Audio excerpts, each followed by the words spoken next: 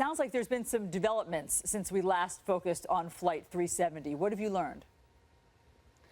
Well, you can't take anything off the table yet, and there's a lot of scenarios which still can work, and all of them are, in many cases, difficult to reconcile with the facts. But one thing to add to the plate is this idea that control of the aircraft could be obtained without ever having to deal with going inside that cockpit door. That hatch is designed in an unusual way on the Boeing 777 in the sense that it is outside the cockpit door, and commonly it is not secured. Once you have access to that compartment, there's all kinds of things you can do to either cause problems for the crew, fail systems, pull circuit breakers, or ultimately take over the aircraft. It's just one more thing to put on the table of possibilities. That is fascinating. It's fascinating to learn that that is so easily accessible, that it's unlocked, if I understand correctly, and that it can allow somebody to remote control the plane?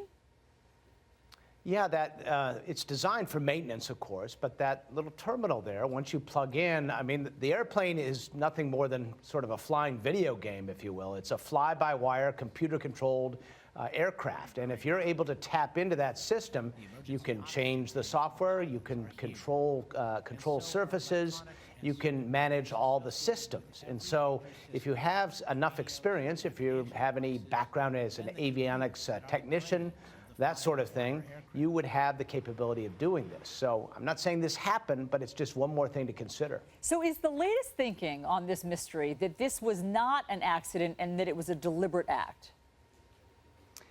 You know, I've spent a lot of time looking at this, obviously, Allison, and it's very difficult when you look at what happened after it fell off the radar screens, as it were, when that aircraft took that turn and flew across the Malaysian peninsula and then took another turn which kind of threaded the needle between Indonesia and Malaysian airspace.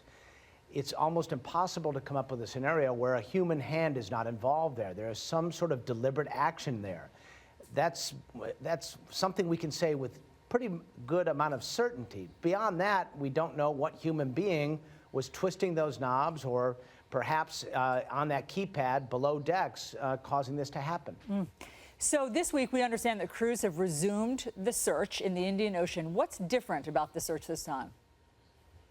Well, the search is much farther south and to the west. You know, the initial search zone was defined using some pretty clever mathematics by this communication satellite company Inmarsat, which was able to determine roughly where it was along an arc and what hemisphere it was in. But it's not a very precise science. The satellite wasn't designed as a positioning tool. So what they did was ingenious, but not very accurate. So they're constantly refining where the plane might have been. They have to factor in things that they just don't know, like the speed and altitude of the craft, what sort of range it had, how it was flown. They don't know a lot of these things. And so they're taking the best estimates they can, in some cases really just educated guesses, to kind of define the zone.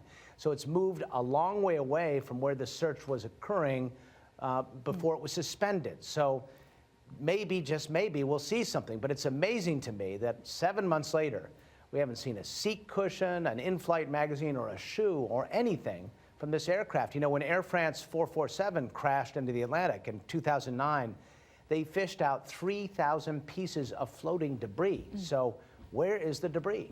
Oh, such a good question, and it is such a mystery. Miles, thanks so much for previewing it for us. A reminder, Nova's Why Planes Vanish premieres tonight on PBS at 9 p.m. Eastern, 8 p.m. Central Time.